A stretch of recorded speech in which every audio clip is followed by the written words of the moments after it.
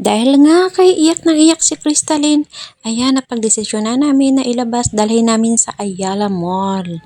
Ito yung mall na medyo malapit-lapit lang sa tinitirhan namin, kayang-kaya lang i-e-bike. Kaya ang swerte-swerte namin, meron kaming e-bike na bulok.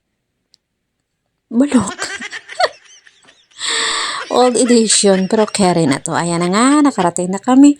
Wow, amis na amis si Crystalline sa Jollibee. Medyo tumahantakan na siya dito. Oh my gosh, Crystal. Gusto talaga niyang lumabas pala. Tsaka noon pa naman, kung hindi naman sa mall, dinadala namin siya sa jogging lane. Para kumalma lang, mag-iba lang yung tanawin niya. Yung surroundings niya. Ayan, kumakalma naman siya. Ayan. Tsaka napa-window-window shopping na din kami dito. Kasi may binabalak din kami talaga bibilhin na salamin sa banyo.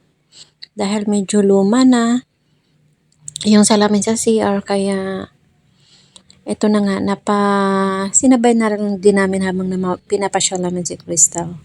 Kasi iyak ng iyak eh. Medyo mahal doon sa DIY. So labas doon tayo sa ibang store. Parang nakalimutan ko yung pangalan nila. Parang ano ba, pa Japan noon. Diba mura?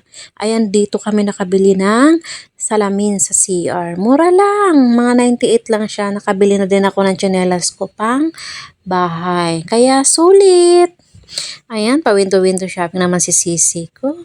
Ayan, nangarap siya kasi na magkaroon siya ng kotse. Kaya nag-touch-touch siya ng mga pelo-pelo. Pelo-pelo sa neck. Yung pang-car pelo. Wow.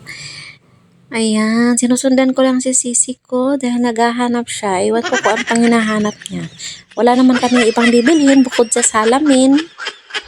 For today's video, syempre ang lola, ang modra muna, ang cameraman, editor.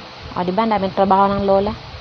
Ayan, patouch-touch si Sisi. Sabi ko na nga, wala nang ibang bibilhin eh. Ang dami pang hinahanap.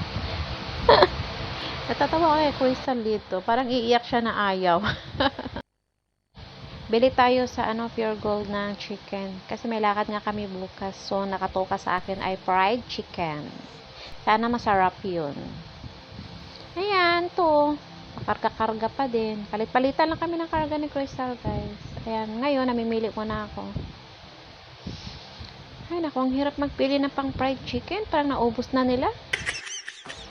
Ayan, nakapambahay lang talaga tayo. Walang aura-aura.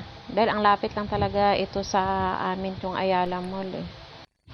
Ayan, pauwi na kami guys at nakapag-desisyon na bibili kami ng barbecue doon sa may labasan dahil ang mahal dito. Budget tayo. Ang mahal ng mga bilihin nila dito. Okay lang sana kung marami tayong datong sa buwan na ito, no? Pero ayan, wala eh. Kaya bye!